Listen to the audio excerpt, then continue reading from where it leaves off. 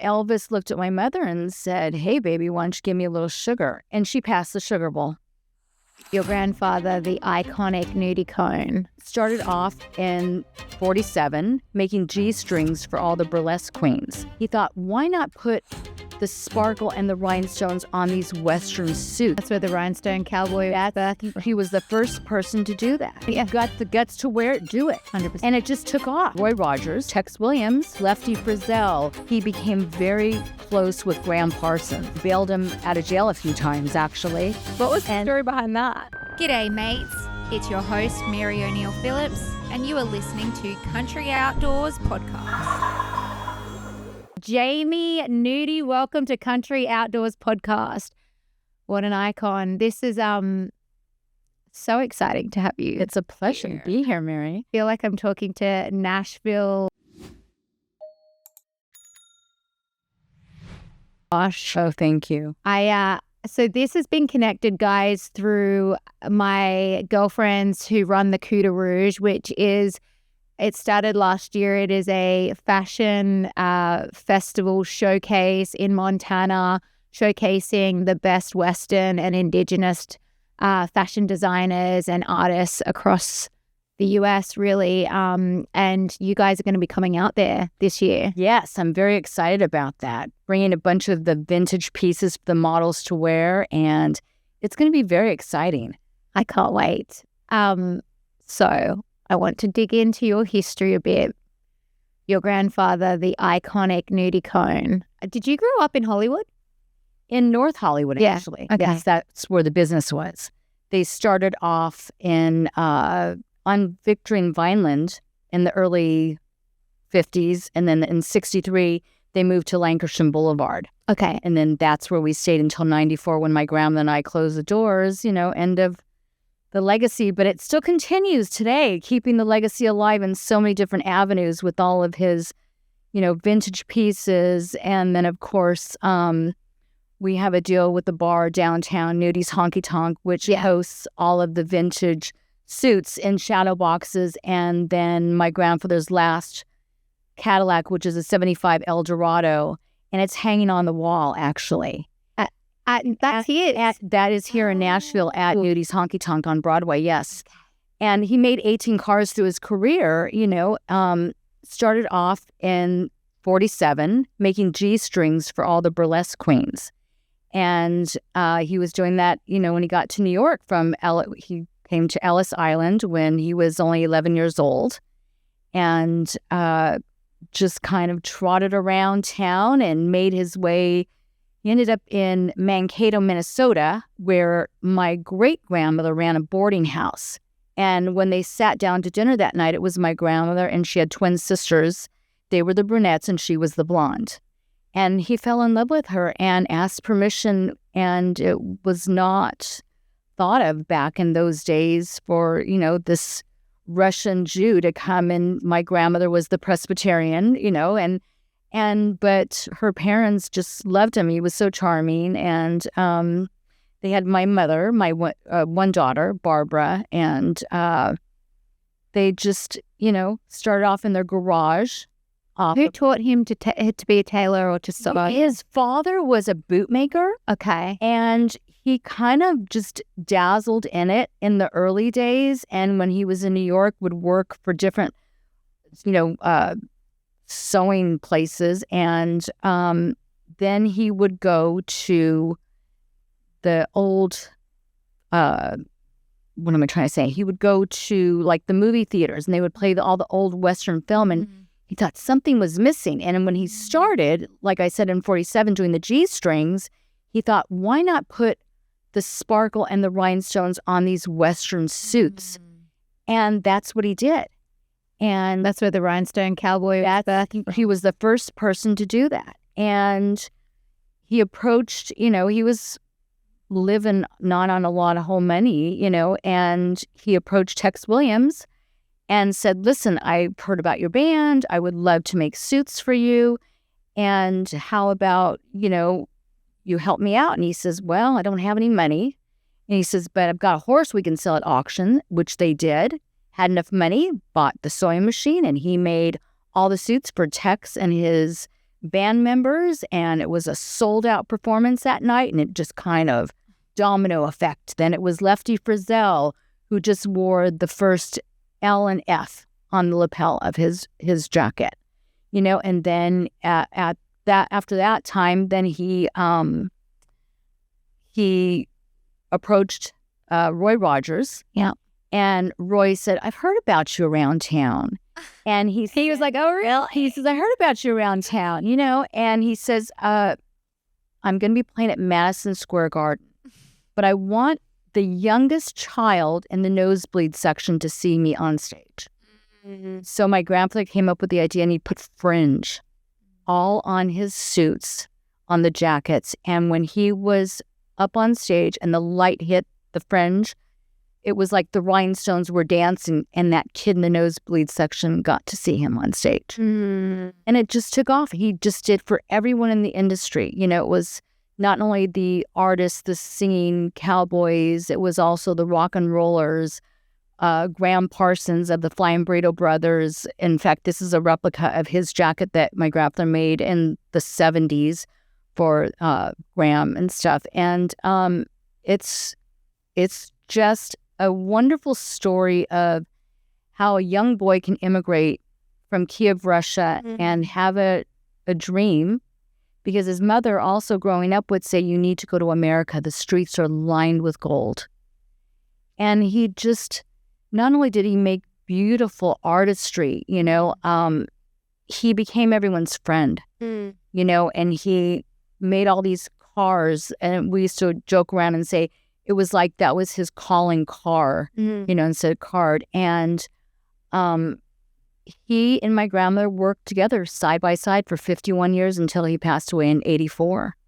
And then we kept the store open for another 10 years because she was just determined to do it, But what was her role in all of this? I also want to say, such a bold move for a man back in those days, because it's like, bling can be perceived in many different ways. Right. But he really was just created just this other, really opened up what it meant to be masculine. It's He used to say real men wear rhinestones. Yeah. Now if you've got the guts to wear it, do it. 100%. And it just took off. I mean, it's all over the place, and there's so many people now, these young artisans that are out there recreating the look of the Nudie suit, and my grandfather, I don't even think he really knew how big he became until he was interviewed on a TV show called To Tell the Truth.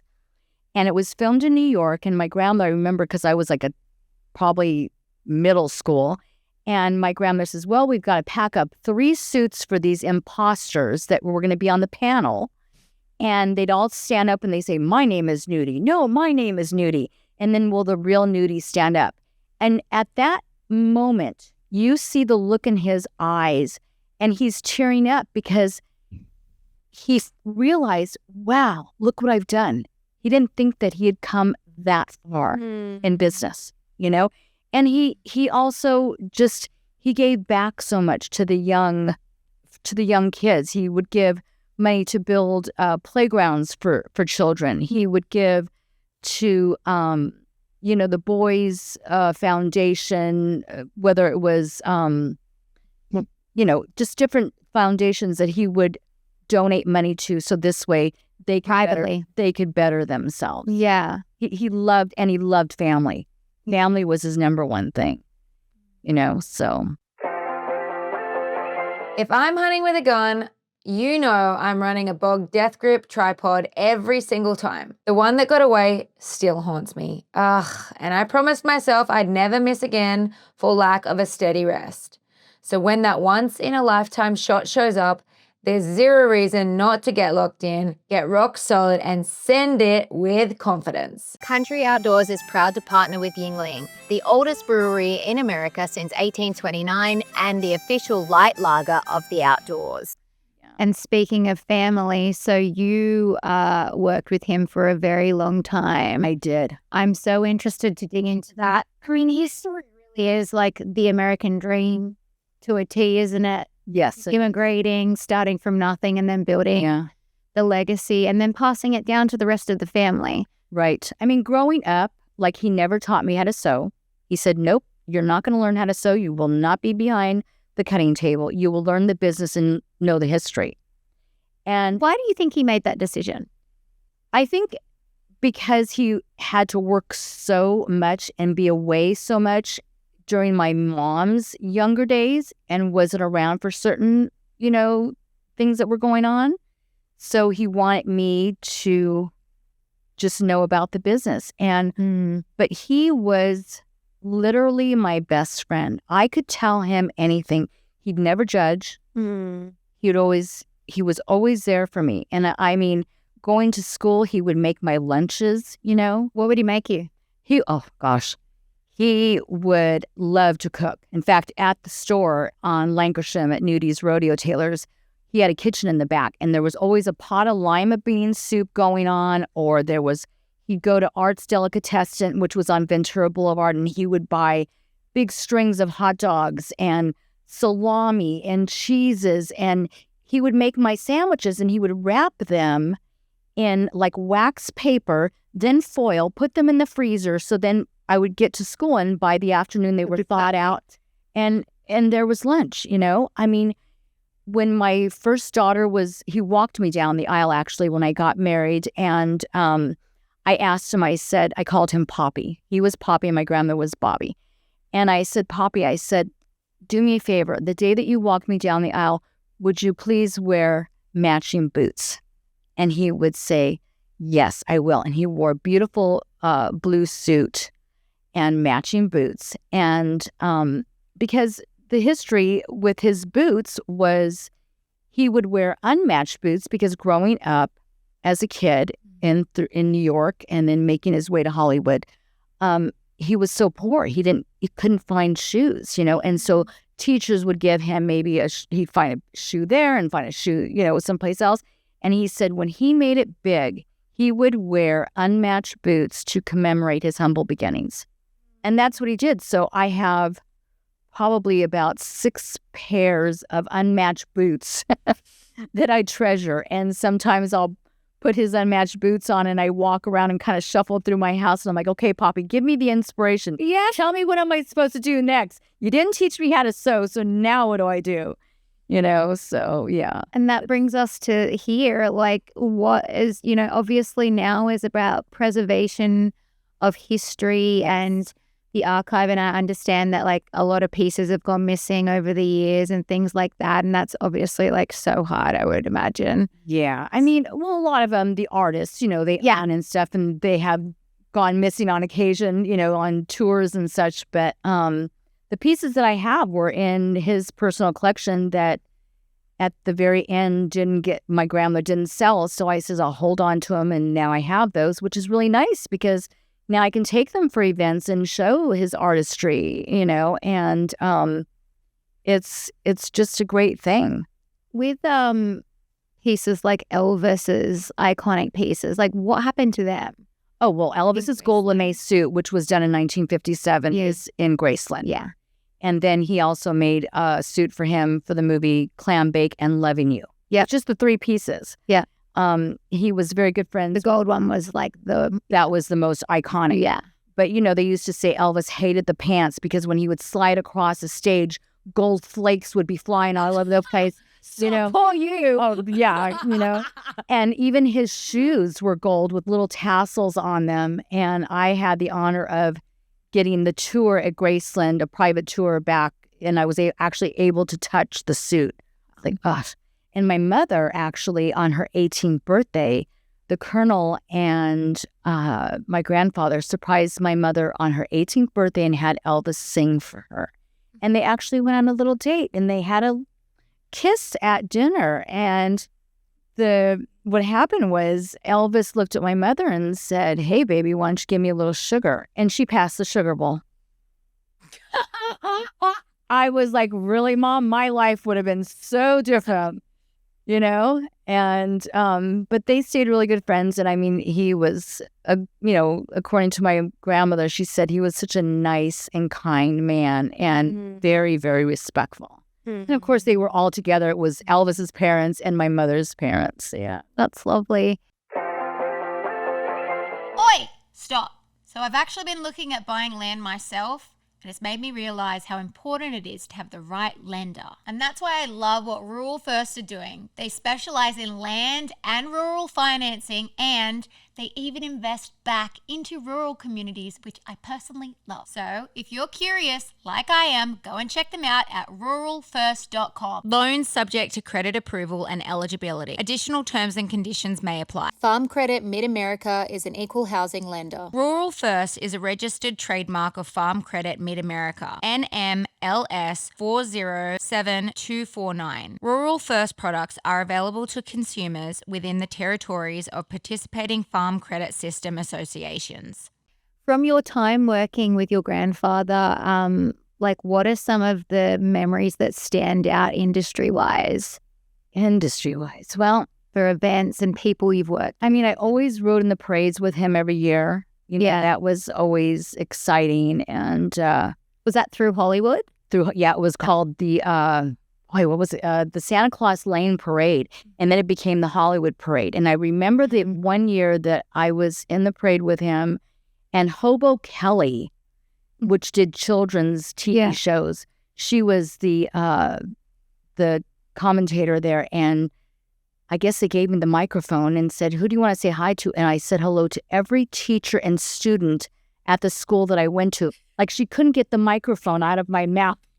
My grandfather says, "Okay, time to go. You know, the next float is coming behind us. We've got to get going." It was fun. But yeah, I mean, I worked. I mean, I was that teenager that did not want to go to school. Yeah. And of course, my grandfather really didn't go to school either. You know? Yeah. And he said, "Okay, if you're not going to go to school, then you're going to work, and you will learn the business, and you will open the business every morning. You'll never be late."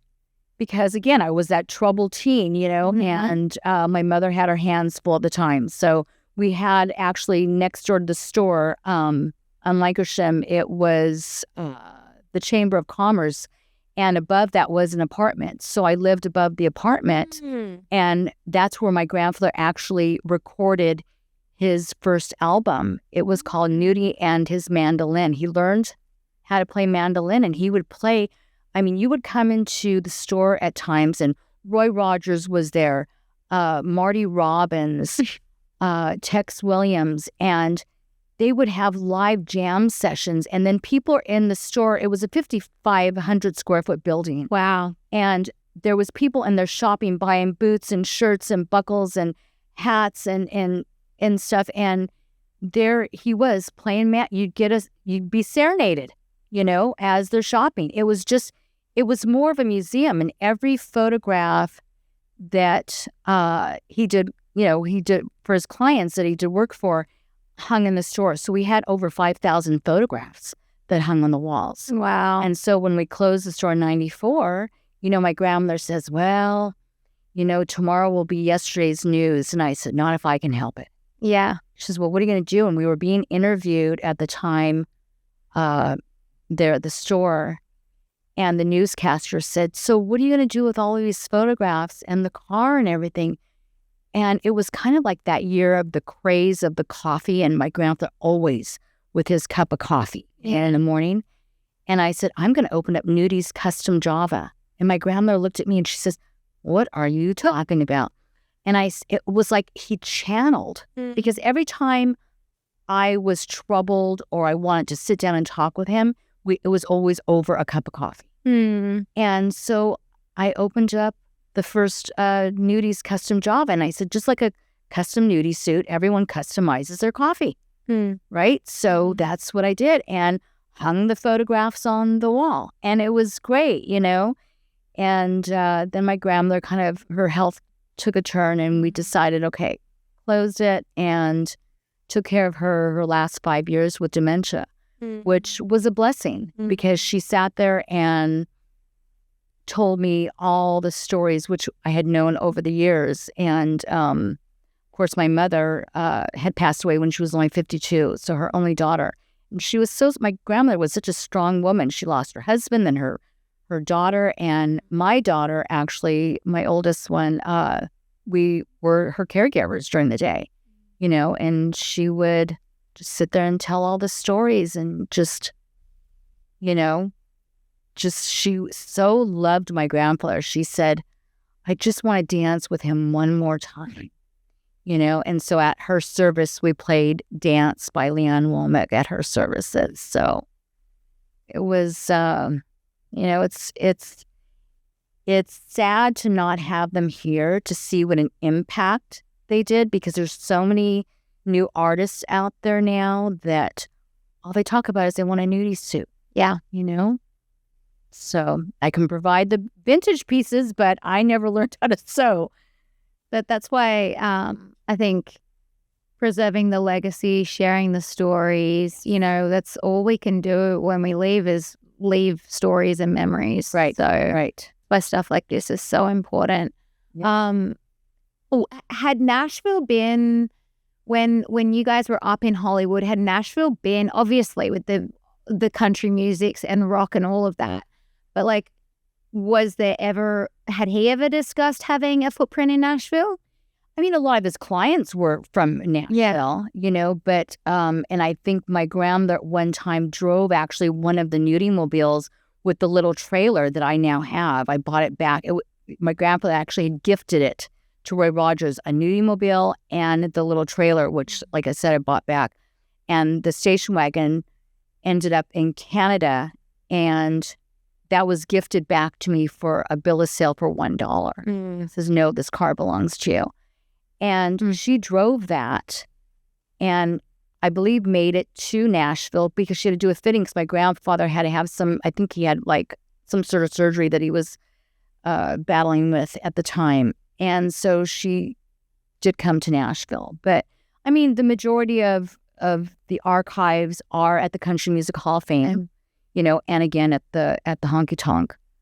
So what do you think he would say if he walked into Nudie's Honky Tonk? Oh my God, he would walk in and he would be the star of the show.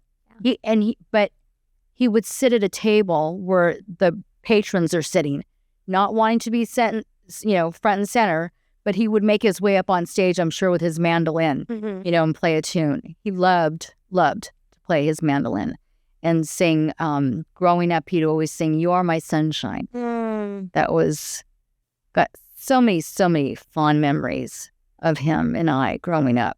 He was always there, and he loved my kids. I've got 3 children and 4 grandkids now, and he was only here for the first 2, and but he loved family. That was, he always was a businessman, but family came first, always. So then, how important is it for you then, for your family now, to be a part of this preservation process? We just keep on trucking on, just trying to get the name out there. And I would love to bring back the Nudie suits. And it's so hard to find, someone that can recreate that look. Such an art form. It is. There's some people out there that are doing it, but the other thing is to get them to work under your label. So that's kind of where we're at right now. So yeah, if it is meant to happen, it will happen at the right time. Yeah, with the right person. But yeah, that is so tricky because it's like so particular. Yes, right. And it's like you're trusting your family history, right, on that design process. Exactly. Yeah. Let's talk about these pieces behind you. So we've got the Coup de Rouge coming up, and you guys are going to have some of your pieces on the red carpet there with these models. Yes. And I understand you were telling me you're going to be flying with them in hand. In hand. I do not check luggage with my Nudie suits. No. I'm very particular with them. In fact, when I've done like photo shoots or music videos, the clause is I have to be on site with them. 100%. I don't like to ship them. No, I wouldn't either. I'd be like, yeah, it's too risky, because they're irreplaceable. I mean, you can put a dollar amount on them, but it's not going to bring them back. It's like I don't know if you ever saw the that Met thing where they had Kim Kardashian in the Marilyn Monroe dress. Oh, yes. And I was like, how did they let her do that? Right? That's insane. I know. And she was like a different size and everything, and apparently sprayed. I'm like, I one time allowed Kesha. She was doing a photo shoot, or she was going to an award show. Yeah. And they begged. They said, we really want to put her. She's such a big fan. And that's all she talked about was nudie suits. So I let her wear the suit that my grandfather wore when he walked me down the aisle. She looked stunning in it. Yeah. Yeah. So, But it was like a finish your work and I'm taking it straight off. and get it right back. Yeah. It's like no stain overnight. It was like we were there, hand it back, goes back in the archives. What is the cleaning process like?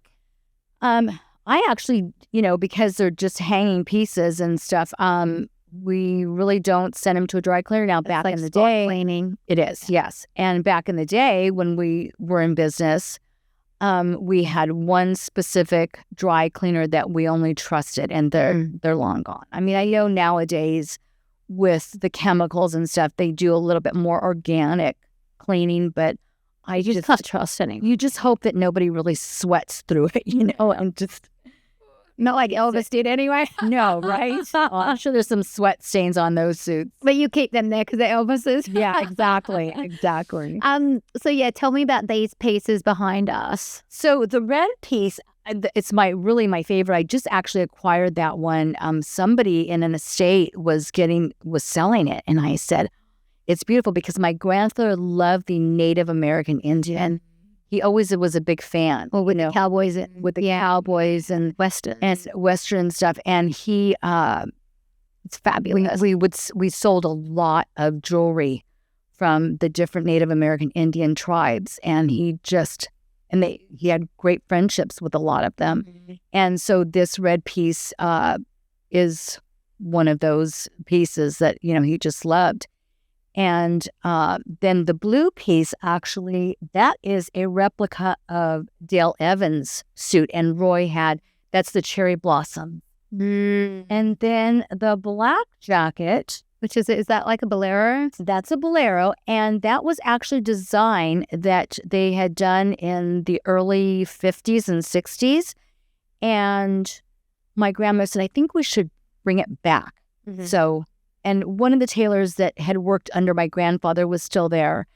And so we had that one made. And David Lee Roth actually bought that exact jacket and took it on a European tour. And I just saw a video not too long ago, him wearing the jacket and talking about my grandfather. And I'm like, I just reached out to his people. I says, I want to send him a T-shirt.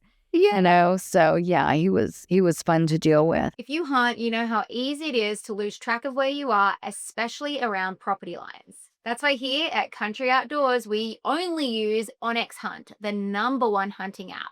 It shows public and private boundary lines, so you always know where you stand. We use it for scouting, marking spots, and even navigating. It just takes the guesswork out of everything. If you want to hunt smarter this season, go check out onX Hunt at onxmaps.com and know where you stand. In terms of like finding these pieces online, are you just like scouring all the time? Or how does that work? You know what? I get emails from people and they say, hey, I've got this piece and would you be interested? I go, send me a picture and see if it's in the budget at the time. Do they? Yeah. What is the budget to buy one back? It just depends. I mean, sometimes, there's some suits that are out there that are the parade suits that are embellished. And so, there's got to be thousands of rhinestones on those suits.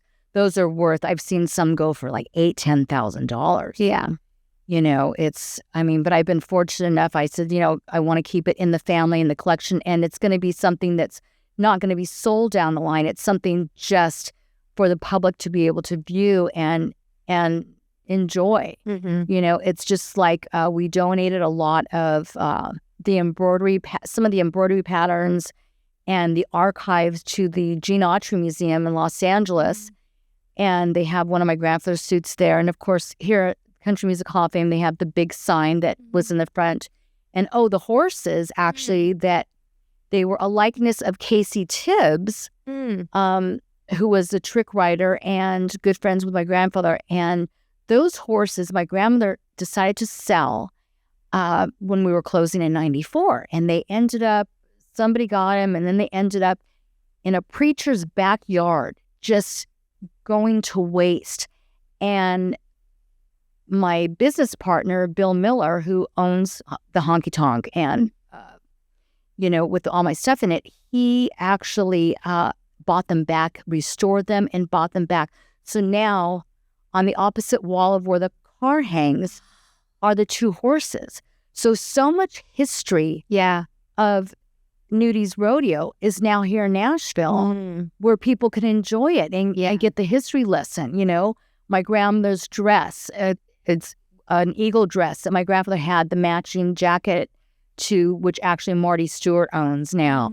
And, he displays it in a museum. So it's like these are pieces that for the younger generation to be able to see them. And so if you haven't been to Nashville before, you need to come through here, check out the Hall of Fame and go to Nudie's Honky Tonk on Broadway. And really, you're just walking through history. You get to sit there and enjoy live music and have a drink and some food while being surrounded by some really just iconic history, country music, and just fashion history in general.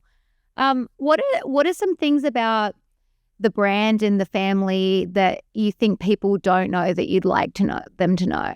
We're still around. Yeah, I mean, we're not making suits, but if someone is doing, like I said, a music video or a photo shoot, and then the station wagon, the 66 Bonneville, which is gorgeous. In fact, on the inside, it's all Native American. It's got the tomahawk. It's actually like the red suit.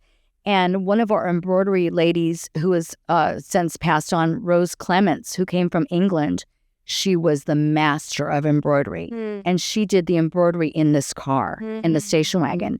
So the car, if anyone's interested, if they want to use for a music video or photo shoot. How does that work? How do they get in touch? They contact me. We're on Instagram. We've got the website, Nudie's Rodeo Tailors. The private inquiry. .com, yes. And they can just reach out. And if a stylist is in need of a suit, and if it's going to be where I can actually be there with the suits, then they can rent from us. I love it. What would you say is the most, I'll give you two of the most iconic moments in Nudie history? Oh, boy. Well, I mean, as far as my grandfather himself, I mean, I think he loved working with all of his clients. And I know he did several interviews where people would say, who was your favorite? That's like asking, so hot. That's like asking the kid the parents are going through a divorce. Well, who's your favorite? Do you want mom or dad? Yeah. And my grandfather would always answer, they were all my favorites. He loved everyone. They became friends. I think, doing Elvis's gold Lamé suit, I mean, that was a big deal, especially, and I mean, Elvis wasn't a big deal at the time, he was just coming out. But then he became very close with Graham Parsons, bailed him out of jail a few times, actually. What was the story behind that? Well, he would come, back in the 70s, I mean, all the rock and rollers, everyone was coming into Nudie's, and my grandfather, we were all girls in the family. There was no boys until my son was born years later, but he became very close with Graham, and Graham looked up to my grandfather like a father figure. And Phil Kaufman, who's still with us, he and Graham would come into the store and just hang out, and my grandfather just kind of took him under his wing, and they would sit there and chat all day long. And when he got in trouble, when Graham got in trouble a few times, there went my grandfather to help him out, So I think that was a big thing. But, he was close. Again, he was close with all of his clients. Marty Robbins, when my daughter was first born, Marty held her. She was maybe 2 weeks old. And he says, I'll be her Uncle Marty. Again, these clients, they weren't like growing up in the store. My grandfather would say, you treat them like any other client that would walk through the door. They don't want to be hounded. You're not asking for autographs, so they just became friends, and he just loved that. He was very humble. He his moments were just being with the clients. You know, that was his big thing, you know. And he hung out at the Palomino Club, which there was just a documentary done on that that I was involved with. Really, really a good documentary to see. And, you know, he just loved everyone, you know, and that was his thing. That, and again, the family. Yeah, so I guess you've kind of already answered it, but I'm going to ask anyway. What would you want the legacy of Nudies to be remembered for? Just for the youngsters to know that no matter how poor you grew up, where you're at in life, know that there's always something there that you can come out of.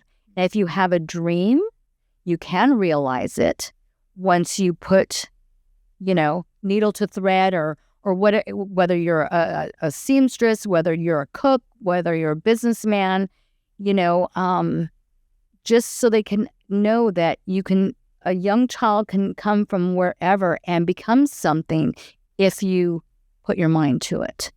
Brilliant. You know, and I always said he was the man behind the stone. You know, he just had a vision and just brought it to life. Brilliant. Thank you so much for joining us today. Thank you. Can't wait to get to Montana. Yes, suits in hand. I cannot wait to see these fabulous garments on the red carpet. Guys, go and check out Nudies. Is it Nudies? Nudie's Honky Tonk. Honky Tonk. 409 Broadway. Love it. Thank you so much, Jamie. Thank you for having me. Cheers. You know, a lot of us grew up with Field and Stream, dreaming about our next cast, our next hunt, and our next outdoor escape. So join the 1871 Club today and head to fieldandstream.com/1871 Club.